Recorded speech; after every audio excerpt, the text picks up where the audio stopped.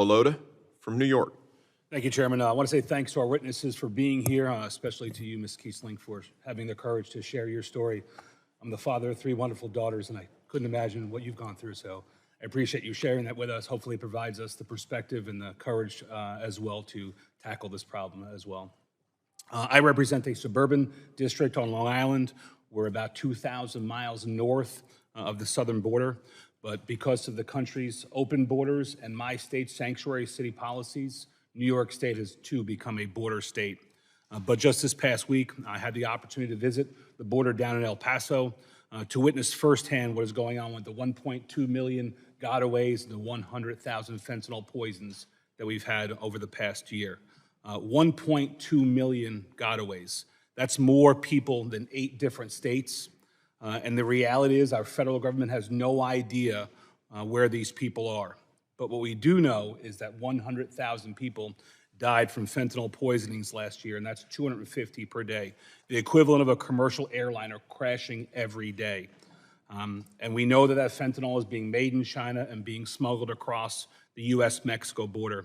And Sheriff Lamb, you noted that the impact of the border crisis isn't just in your state, isn't just in the United States border states, but across the United States. And in my home county of Suffolk, like I said, 2,000 miles north of the southern border, we saw recently we saw 400 deaths due to fentanyl poisoning. And I think that we all agree that more must be done to stop these illegal substances from entering our communities. So my question is to you, Sheriff, what resources do you need to find and seize the illegal drugs that are coming across our borders so that we can best fight this scourge that is killing so many Americans?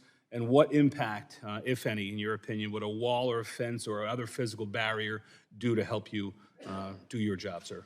I'll answer the second thing first. The wall absolutely works. I mean, I have a wall around my house. It's not stopping anybody, but it's certainly deterring them from coming into my yard. It is a piece of border security. We got to put that together with the right amount of personnel, the right equipment. All of that works together to do it. My county will always have a problem because we have an Indian reservation that actually goes into Mexico. They won't build a wall there. So even in the good times, we still have people coming through. What we could do is continue to fund or increase the funding for Stone Garden. It gives us the ability to really help Border Patrol. And I would love to see a lot more equipment available for local law enforcement to be able to do it. For us, it's still going out and doing it the old-fashioned way, and that's traffic stops and getting people that are trying to be trafficked through the deserts, the cartels' activities through there. Can you speak, Sheriff, at all to any of the technology that you could use to help do that job better, sir?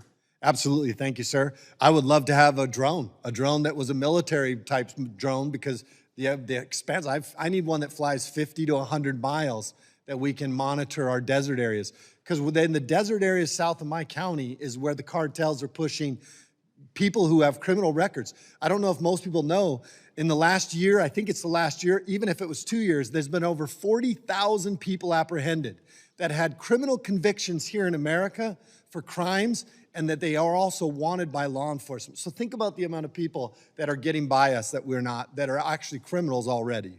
And thank you for your dedication to this issue, Sheriff. It matters to your county, but it matters way north in my county as well. Chairman, I yield back.